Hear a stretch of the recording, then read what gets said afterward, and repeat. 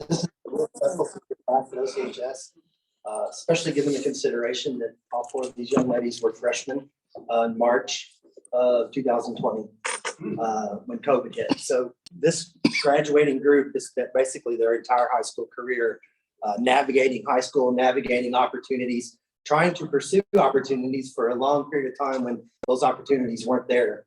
And I'd be hard pressed to put anything going on at Oldham County High School, from athletics to academics to student government to anything, that these four young ladies aren't involved in some way. So very privileged to recognize the first four Rotary students of the month for this school year. And I'm not going to steal their thunder with individual stuff because I know they've got some great speeches to share with you all.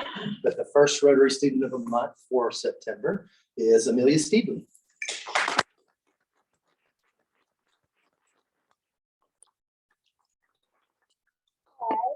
My name's Amelia Steedley.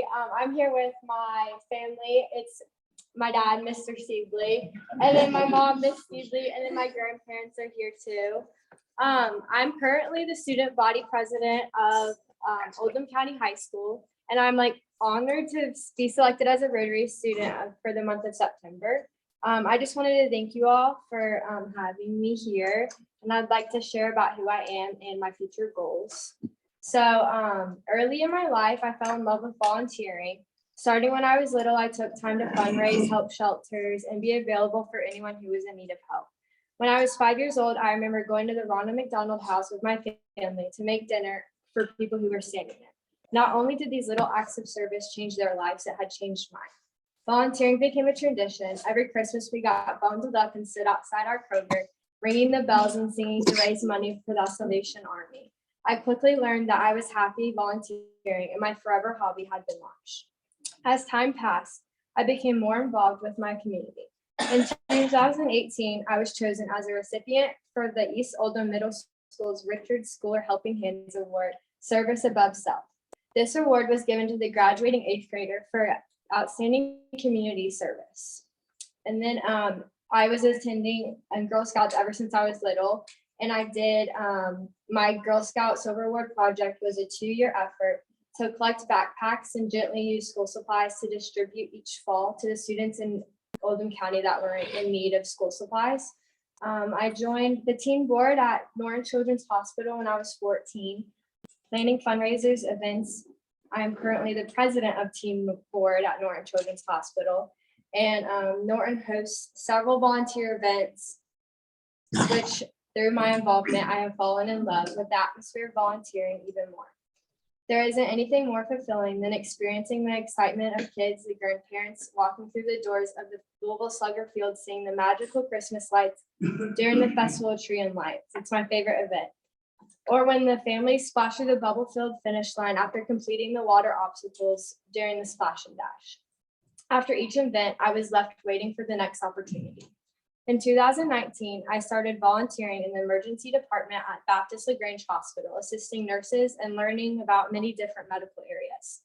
This experience launched my career passion in the medical field. This behind-the-scenes experience gave me an insight in the potential of becoming a doctor. My passion grew in January 2021 when I had an abscess infection behind my tonsils, and I was admitted to Norton Children's Hospital 2 separate times and ended my stay with a surgery. Having to go through the process of undergoing testing, getting diagnosed, and having surgery personalized the hospital experience, and I wanted to learn so much more about the medical field. I continue to look for ways to be involved in the hospital because I have learned so much about myself and my passions through my volunteer service and my personal experience. I am now a senior in high school, and I take anatomy, AP Psych, and other classes that strengthen my knowledge as I prepare to go into pre-med. My dream is to be admitted into medical school and become a doctor in pediatrics like the one that had helped me. Throughout my life, volunteering has sparked periods of growth. I have developed an understanding of myself and the type of person I want to become. I want to continue to be a leader in my field. I want to continue to build my passion of helping others. And I find myself excited to enter the next stage of my life. I want to learn more about medicine and how I can continue to help others. I hope my dream will someday become a reality, and I'm so grateful for speaking in front of you today, and I look forward to what the future brings at potentially University of Cincinnati or the University of Louisville. All right.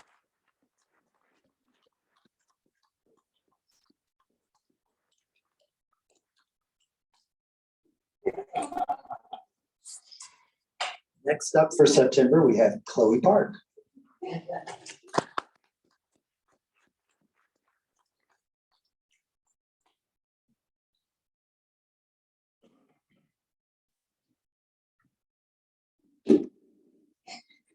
Hello, I'm Chloe Park. Thank you all for having me here today. As you might be aware, there are a few different options that I could have talked to you about today.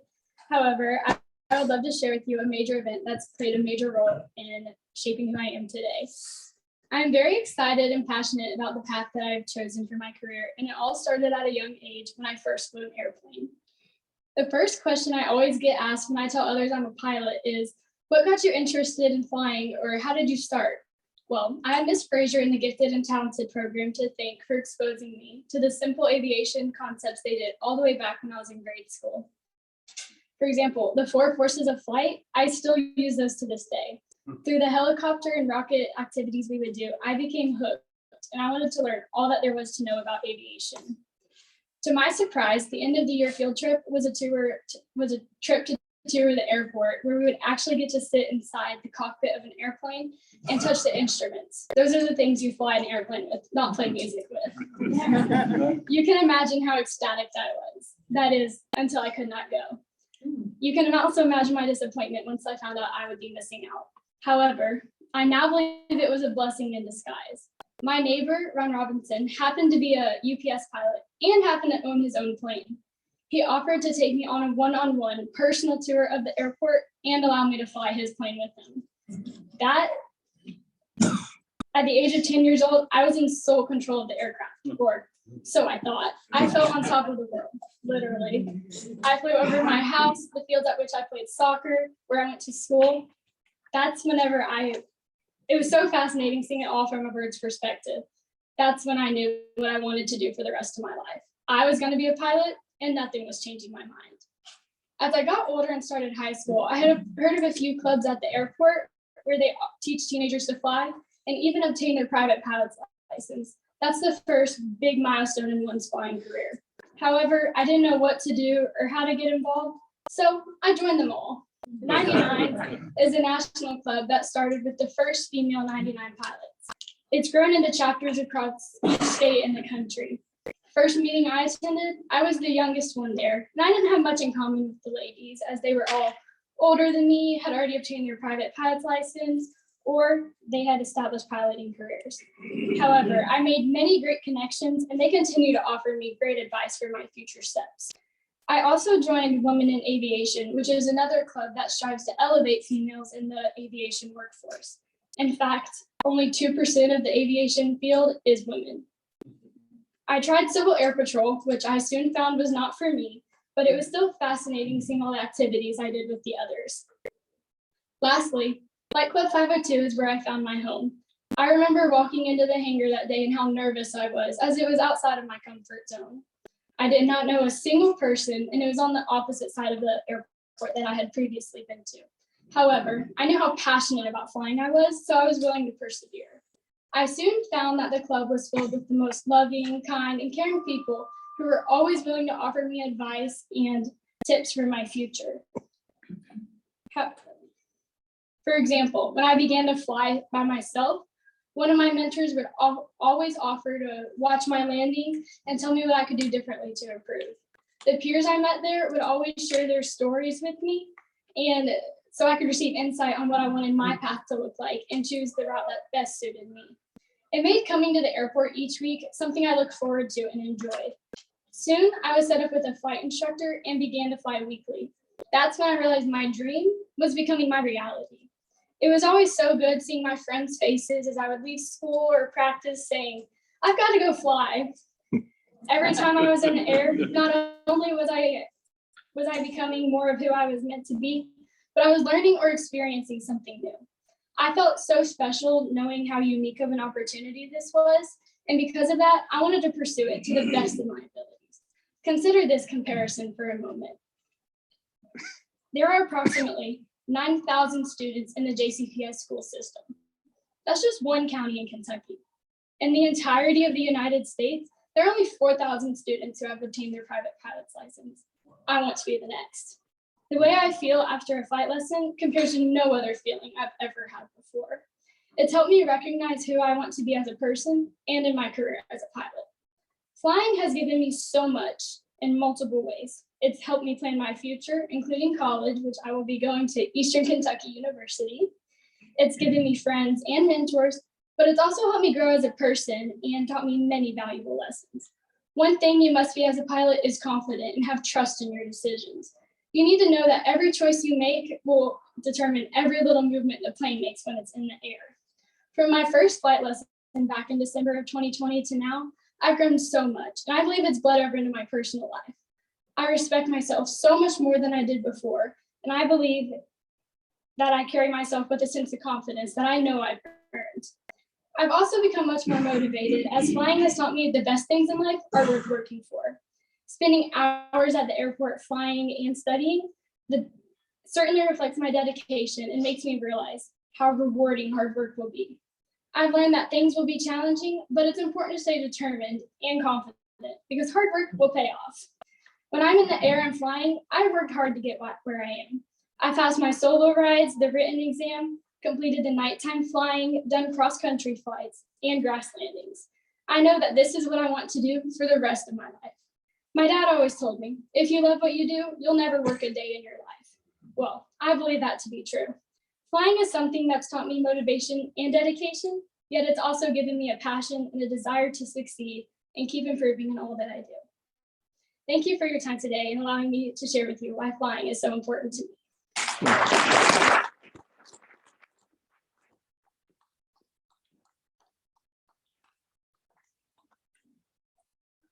All right, for October, first student is Maggie Kaiser.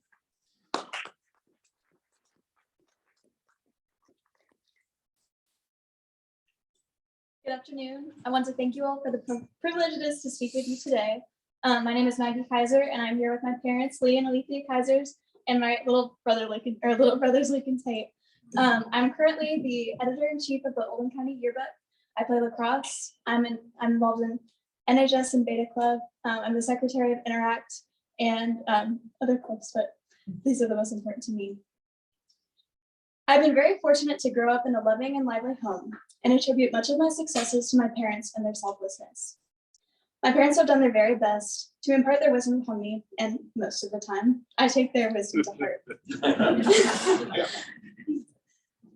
Some of the firmest beliefs my parents have instilled in me are the values of hard work, patience, and the willingness to avoid the easy way out. Throughout my years as a student, I've done my best to live out these philosophies in everything I pursue. Similarly, I've applied these beliefs outside of the classroom, especially in my most recent years as I've entered the workforce. The summer after I turned 16, my dream at the time was to work at Bloom's Boutique, a shop that many of you have probably visited, but that I love and have visited often.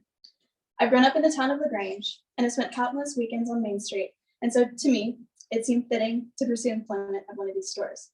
However, procuring a job on Main Street, specifically at Bloom's, was not as simple as it sounds. In fact, it took me several attempts to even get an interview. The first of these attempts included visiting the shop and asking for an application and being told that it was unlikely to receive an interview, as to the second.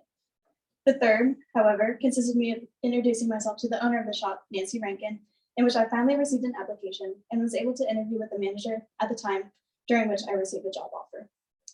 I received a position in retail and was later given an explanation behind the difficulty I had receiving a job offer, learning that the store had a previous 21 and older policy for both their retail and floral employees. The owner, Nancy, subsequently told me that one of the main reasons I was hired was my persistence and determination to obtain the job. This was one of the first occurrences outside of the classroom that I found myself having to live out the values that my parents had instilled in me. It would have been much simpler to give up and try for different jobs. However, I knew that Bloom's was the place for me. As we began to work, I found that Bloom's had a very unique little community within its doors. As I arrived on the first day of the job, one of the first tasks I was given was steaming mountains of clothes along with some of the women from the parent company at Essential Details. In a retail setting, steaming clothes is one of the most rudimentary tasks, and I didn't realize at the time that the two women who were steaming clothes along with me were two of the most important women at the company. When I continued to learn as I worked there was that it was very typical for everyone to have a hand in the small and seemingly insignificant tasks, and there was no one who thought they were above anyone else. In a corporate and business setting, that mentality is very rare and special. I decided that I wanted to find my place within that and complete each task with a willing and gracious heart, just as they did. Being the only teenage employee, I found it pertinent to prove myself because I was working with people who were 10 to 30 years my senior. As in most endeavors, I found that an optimistic attitude and kindness towards others was the key to success. Since working there, I've applied that philosophy to other aspects of my life, and I found that optimism and kindness are some of my own personal values. The idea of proving myself became a recurring theme during my beginning of time with Blooms. However, it became most apparent when it came to the realm of floral design. Although I was hired as a retail associate, I continued working there, and the floral aspect of the business began to intrigue me and prompted me to ask for training in flower arranging. After the initial training, I took every opportunity available to work with flowers and began growing my skill level and portfolio. Whenever time allowed after my retail responsibilities, I would practice with cooler extras and was eventually given the opportunity to assist with daily deliveries. I began to become a critical member of the floral team at Blooms and even began freelancing whenever possible.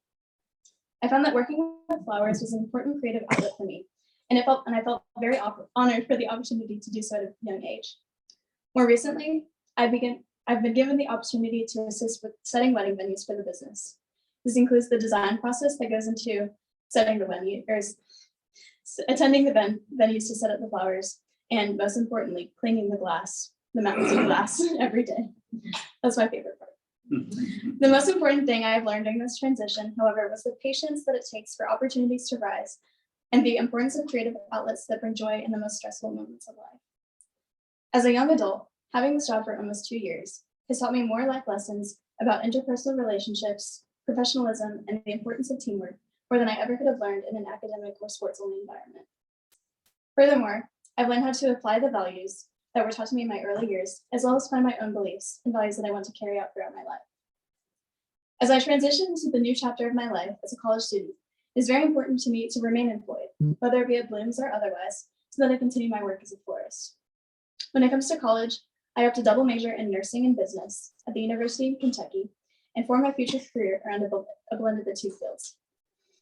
As of now, I want to pursue a career as a nurse anesthetist and freelance as a florist on the side. None of this would have been possible without the opportunities and everything I've learned from Blooms, and I'm so grateful for everything that it has given me. Thank you for letting me speak to you today.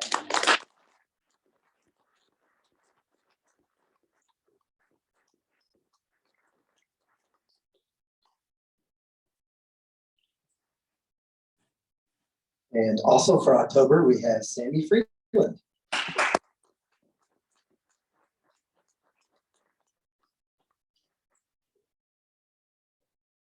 Hi, I'm Sandy Freeland. I'd like to thank you for allowing me to speak today. I'm a member of the Oldham County cross country team, track team, Beta Club, NHS Club, Interact Club, and other just academic things, nerd things, you know.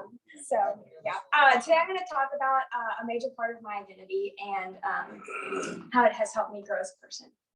So Mariella Frostrup once said, every friendship goes through ups and downs. Dysfunctional patterns set in, external situations cause internal friction. You grow apart and then bounce back together. In order to truly know me, you must understand my relationship with my closest friend, Tammy. Having been inseparable since 2006, we've had our fair share of dysfunctional patterns. During our time together, Tammy has often been extremely high maintenance. With her, something always goes awry. Unfortunately, her dilemmas arise out of nowhere. They demand my undivided attention, and they become my dilemmas. Because she is my best friend, I sacrifice weeks resolving her issues at the expense of my own personal responsibilities and commitments. In doing so, I'm set back in all areas of my life. Athletically, I miss cross-country practices, which disadvantages me at meets. Academically, I miss school, which makes maintaining a 4.0 GPA challenging. Socially, I also miss out on functions, gatherings, and other celebrations with people that matter to me. Standing by her side means sometimes putting my entire life on hold, but I do so willingly. I'm often asked why I continue to engage with Tammy, given the toll she takes on me. The truth is, while I may occasionally want her gone, I know I will never separate myself from her. We may grow apart, but we will always bounce back together because our story is not only one of dysfunction. As the years have passed, I've come to understand the advantages to having her by my side. First, Tammy commands an audience. Her story intrigues listeners, and her perspective is one that all find captivating. As a team, we are able to meet and engage in meaningful conversations with new people. She helps me branch out and connect with different communities whom I have nothing in common with. She gives me a safety net to fall back on in conversations, encouraging me to step out of my comfort zone.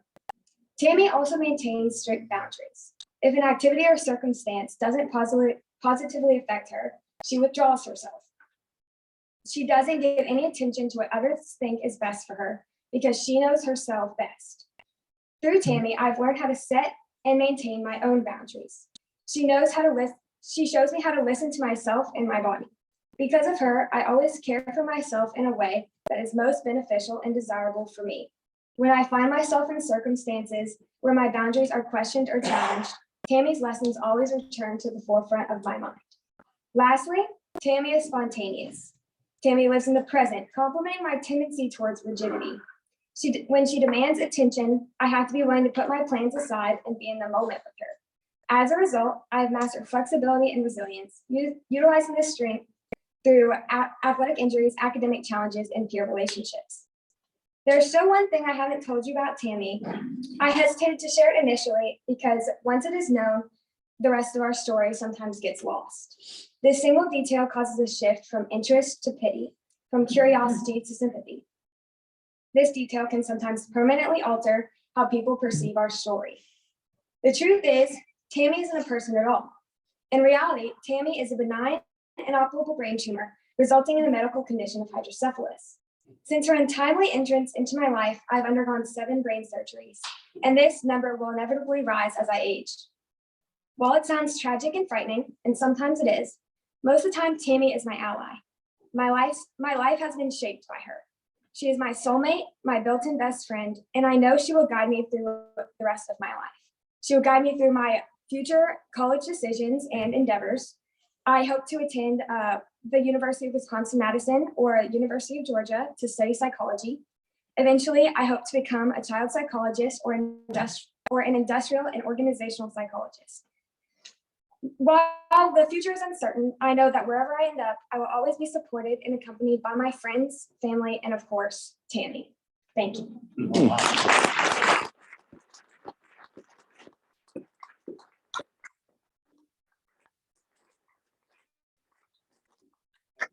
That's impressive. What questions do we have for our students?